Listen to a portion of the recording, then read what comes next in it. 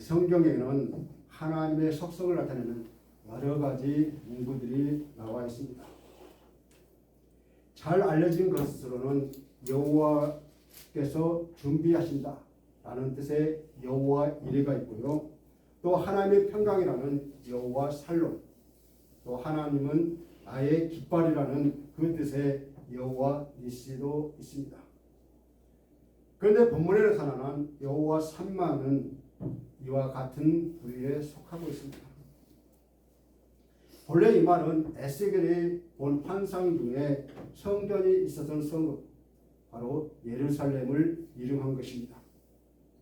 하나님은 에스겔을 통해서 자신의 속성을 계시하여 주시는데 에스겔에게 나타난 하나님은 바로 여호와 삼마의 하나님, 곧 항상 거기 계시는 그 하나님이라는 것입니다.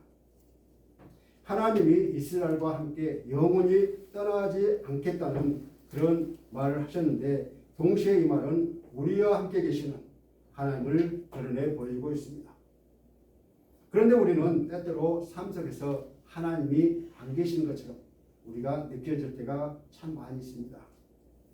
나의 슬픔과 나의 고통을 아무도 모르는 것 같고 나를 사랑하신다는 주님도 그저 아득히 멀리 계신 분처럼 느껴질 때가 있다는 것입니다. 그러나 성경은 하나님은 항상 거기에 계셨다고 우리에게 말씀합니다. 하나님이 거기 계시다는 말은 하나님이 그저 멀리 계셔서 우리가 살아가는데 그냥 바라만 보고 계신 것이 아니라 우리의 가장 가까운 곳에서 나의 슬픔과 나의 고통을 보시고 그 중에서도 나와 함께 하신다는 말씀입니다. 에스겔서 1장부터 24장에서 보면은 아직 유다가 멸망하기 전에 예루살렘 성이 파괴되고 성전이 무너지는 그런 것을 에스겔이 예언했는데요. 40장에서 48장에서는 성전이 재건되고 예루살렘 성전이 다시 건설될 것이라는 그런 환상을 에스겔에게 보여줬습니다. 이 성전은 하나님께서는 그의 백성들과 영원히 함께 계신다라는 그렇게 말씀하셨습니다. 이처럼 성경 66권의 마지막을 여호와의 삼마로 하나님의 이름을 끝내는 곳은 에스겔서가 유일합니다. 그렇다면 이 시간 저와 여러분이 여호와 삼마 이 말 속에 담겨있는 깊은 의미를 함께 생각해 보면서 함께 은혜를 나누기를 원합니다. 첫 번째로 이스라엘이 완전히 회복됐다는 뜻입니다. 이스라엘이 범죄함으로 말미암아 그들의 본토에 떠나서 이방 나라에서 고통을 겪게 되는 것입니다. 일시적으로나마 하나님께서 이스라엘 백성들을 징계하고 버림을 당해야 했던 것입니다. 이 같은 사실은 에스겔서에서 하나님의 영광이 성전을 따라가는 것으로 그렇게 표현되어 있습니다. 그러나 바벨론 포로 생활 70년 만에 다시 이스라엘이 다시금 회복된 것을 예언해 주시고 있습니다. 성전이 재건되고 잃어버렸던 선민의 이치가 다시금 되찾을 것입니다. 하나님은 에스겔을 통해서 이 같은 사실을 분명하게 보여주셨어요. 그리고 약속해 주셨습니다. 도리어 이전보다 더 큰 영광, 더 큰 축복을 향유하는 그런 백성이 될 것이라고 하셨습니다.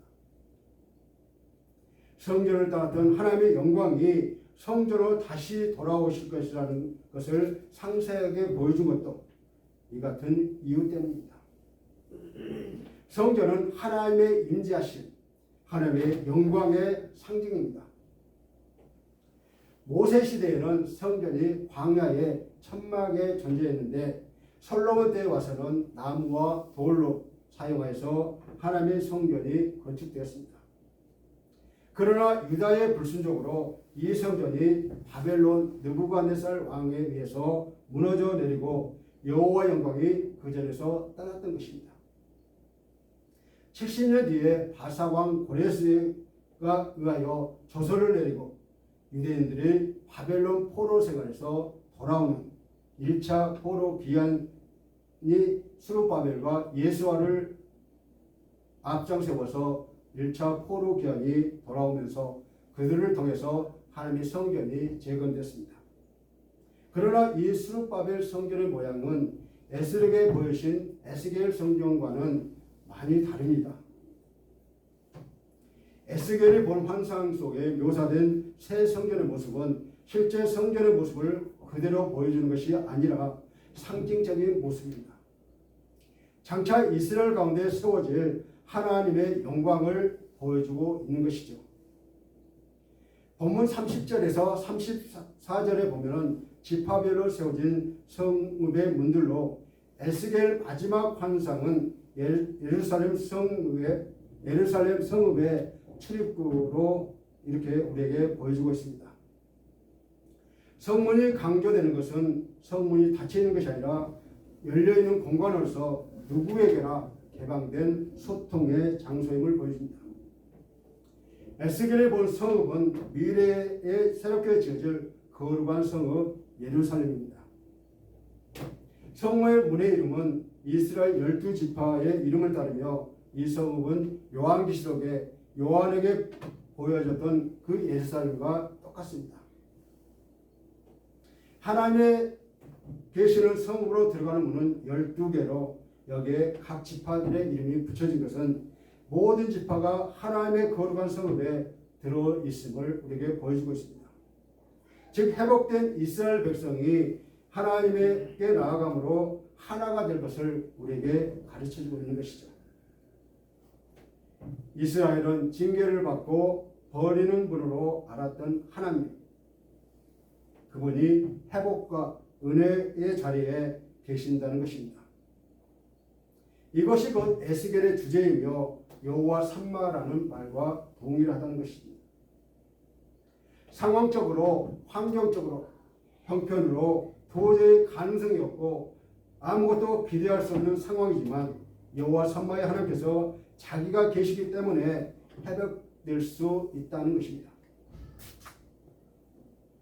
오늘을 살아가는 우리에게도 이 말은 동일하게 역사하고 있습니다. 진노의 불법의 자리에 있던 우리들이었습니다. 그러나 하나님의 긍휼함으로 우리를 치료받고 새 생명으로 변화받았던 것입니다. 전적 타락의 인간이 그리스도 안에 있는 하나님의 긍휼로 말미암아 의로운 자로 간주되었기 때문입니다.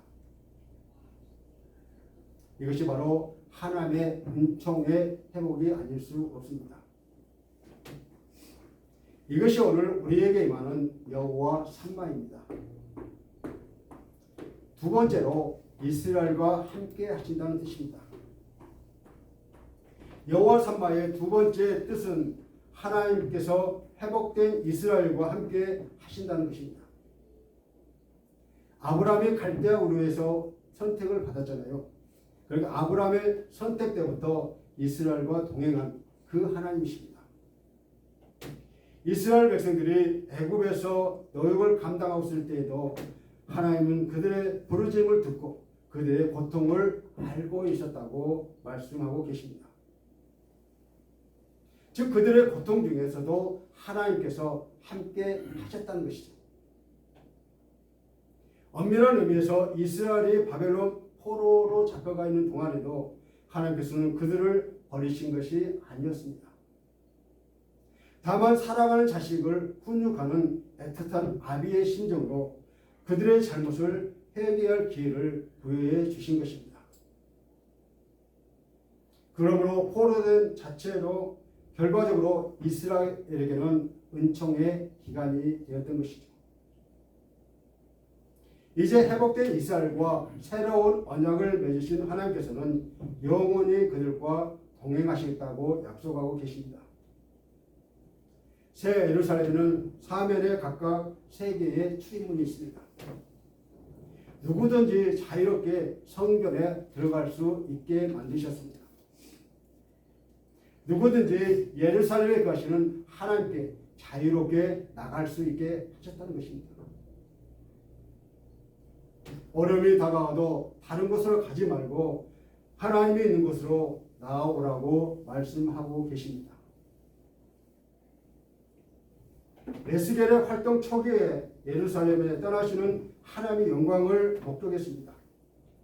그리고 하나님의 영광이 새 성전으로 들어오는 것도 목격했습니다. 마지막 환상에서는 여호와께서 예루살렘에 영원히 계시겠다고 약속하시며 더 이상 임재의 장소를 성전의 지성소에 제한하지 않고 예루살렘 전체의 거주지로 삼으신 것입니다. 그래서 두세 사람이 모인 곳에 예수님께서 함께 하시겠다고 한 약속, 세상 끝날까지 함께 하시겠다는 약속이 바로 그것입니다. 왜냐하면 하나님께서는 새 언약의 백성인 성도와 세상 끝날까지 함께 하실 것이기 때문이죠.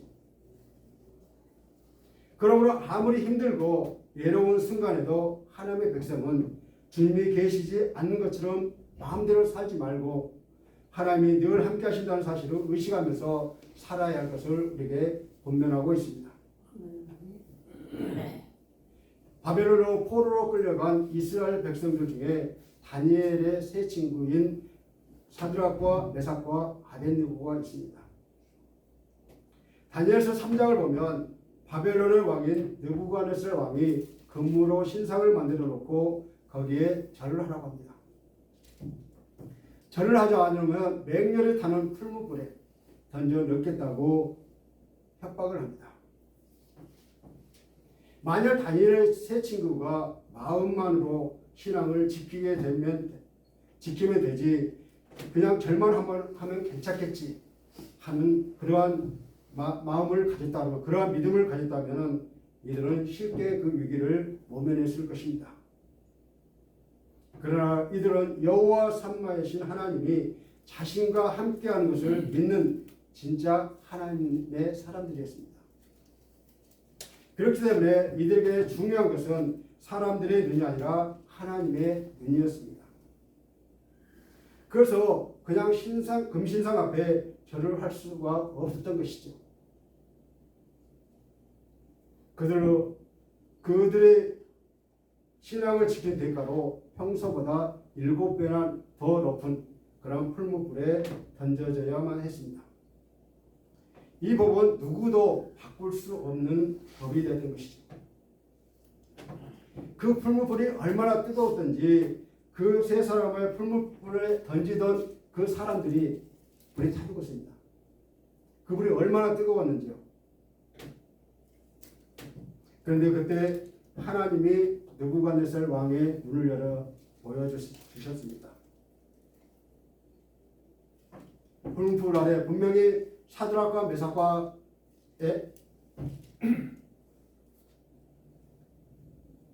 아벳느고를 이렇게 세 사람 던졌는데 그 안에서 걸어 다닌 사람이 4사람이었습니다. 그래서 느부갓네살 왕이 말합니다. 분명히 우리가 3사람 넣지 않느냐, 그리고 분명히 우리가 결박해서 풀무불에 던지지 않았느냐. 그래서 3사람이 그 결박이 풀려진 채로 3사람이 거는 것을 느부갓네살 왕에게 보게 하셨습니다. 그곳에는 여호와 삼마, 즉 여호와 하나님께서 함께 계셨던 것입니다. 하나님이 그들을 묶었던 결박을 태워주셨습니다. 그렇습니다. 하나님이 나와 함께 계심을 믿는 사람에게는 결박이 더 이상 결박이 아니고 감옥이 더 이상 감옥이 아니라는 것입니다. 교회 역시 이 세상에서 환난과 핍박을 당하지만 그리스도의 붙드심에 의해 끝까지 견디면 종국에는 승리를 얻을 것입니다. 이런 의미에서 여호와 삼마는 임마누엘과 일맥상통한 말씀입니다. 세 번째로 종말에 다시 오신다는 의미입니다. 여호와 삼마는 하나님께서 새 하늘과 새 땅에 계신다라는 의미로 해석할 수 있습니다. 즉 우리와 함께 하시는 임마누엘 하나님께서는 동일하게 종말에 성취될 하나님 나라에도 함께 계신다는 것입니다. 여호와께서 영원토록 거하시겠다고 하신 곳은 새롭게 된 예루살렘 성입니다. 여호와 영광이 가득한 거룩한 성읍입니다. 과거에 우상 숭배했고 온갖 죄악으로 인해 여호와의 이름이 더럽혀졌던 그곳에서 여호와의 영광이 떠나고 심판을 받았던 그곳에서 이제는 우상을 버리고 여호와의 영광이 돌아온 새 예루살렘 성읍입니다. 온갖 우상 숭배를 버리고 오직 여호와 하나님을 섬기며 여호와의 영광이 가득하게 드러나는 예루살렘 성입니다.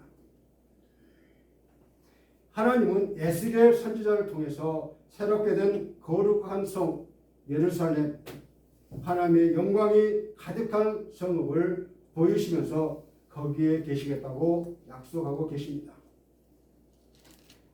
에스겔이 이 에스겔서의 계단호를 마무리하는 그런 마지막 구절에서 지금 회복된 예루살렘 도시의 환상을 보고 있는 것입니다. 에스겔 당시에 이스라엘 백성들에게 있어서 노고와 산마는 그런 고통스러운 현실에서 구원과 회복을 가져다주는 하나님을 의미하고 있습니다. 그렇다면 우리들에게 있어서는 이 말에 종말에 완성될 하나님 나라를 의미하고 있습니다. 그러므로 여호와 산마는 궁극적으로 현세적인 성읍은 아닙니다. 이 성읍은 마지막 날에 건설될 새 하늘과 새 땅으로서 에스겔 당시의 입장에서 보면 이 성읍에 대한 계시는 무조건 미래에 이루어질 것이지만 오늘 우리의 시점에서 보면은 이 성읍은 이미 이루어졌고 지금도 이루어져 가고 있고 장차 새 하늘과 새 땅이 도래할 때에 완전하게 이루어질 성읍임을 우리에게 보여주고 있습니다. 즉 모든 인류의 궁극적 소망이 실현될 이 상황이 도래되는 바 곧 예수께서 그 나라를 가지고 이 땅에 강림하시겠다고 약속하고 계십니다.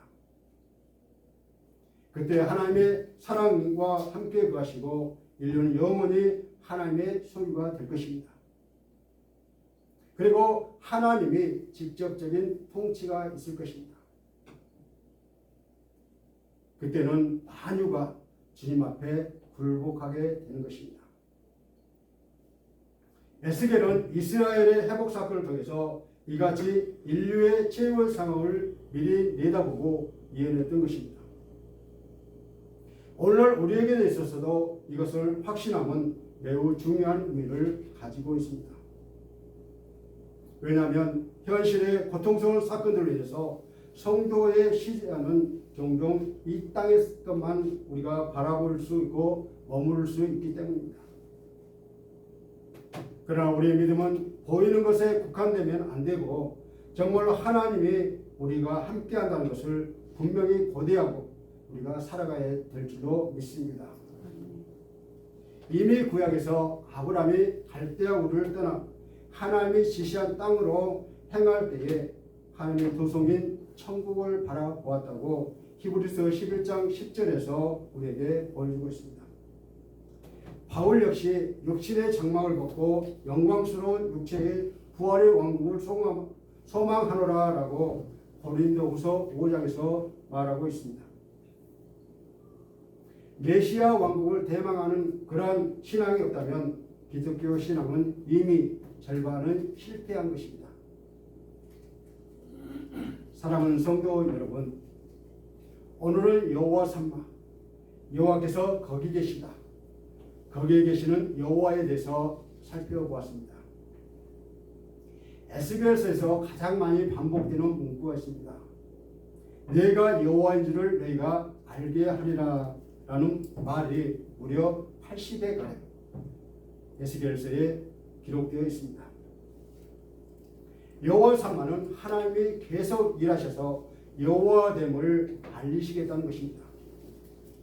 그리고 그 말씀대로 그대로 해주셨습니다.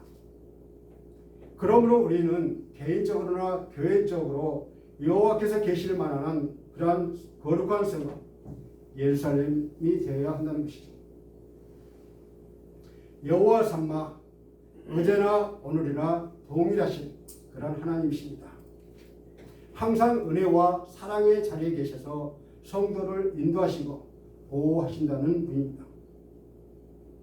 동시에 역사의 종말에 의와 평강의 심판자로 오실 것입니다. 우리 인생의 가장 어두운 밤, 우리가 주님을 몰랐을 때에도, 우리가 죄의 포로가 되어 신음하고 아파할 때도 우리와 함께 고통하시며 우리의 구원을 계획하신 자비의 하나님이십니다. 그렇습니다. 우리가 몰랐을 뿐이지 그분은 그곳에 계시셨습니다. 우리의 눈이 가려졌을 뿐입니다.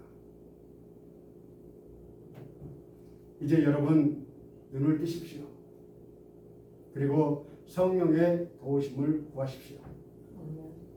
그의 이름은 변함없이 여호와 삼마, 여기에 계신 하나님이십니다. 말씀을 맺겠습니다. 여러분이 믿는 하나님은 어떤 분이십니까? 내일에 관여하지 않으시고 강 건너 불구경하듯이 하시는 분이십니까? 멀리서 지켜보다가 가끔 기적적으로 개입하셔서 우리를 만나주시는 분이십니까? 아니면 멀리서 바라보기만 할 뿐 개입하지 않다가 나중에 심판자로 오시는 분이십니까? 하나님은 여호와 삼마이십니다. 내가 있는 여기에, 내가 하는 그 일에 거기에도 하나님이 함께 하신다는 것입니다. 나의 애로움과 아픔, 그 다음에 절망 가운데 거기에도 계신 분이십니다. 그래서 결국에는 내 삶을 보장해 주시려고 내가 여호와인지를 너희가 알게 하리라 하신 그 약속을 지키시려고 지금도 쉴 새 없이 저와 여러분을 위해서 일하는, 역사하시는 하나님이십니다. 그러므로 하나님을 의식할 수 있는 여호와 삼마의 은혜가, 그래서 하나님을 두려워할 수 있는 여호와의 삼마의 은혜가, 그리고 하나님을 순종할 수 있는 여호와의 삼마가 저와 여러분에게 함께 하시기를 주님의 이름으로 간절히 축원합니다. 이 시간 나는 여호와 삼마이신 하나님을 인해 어떤 소망을 가지고 있는지 잠시 묵상하시겠습니다.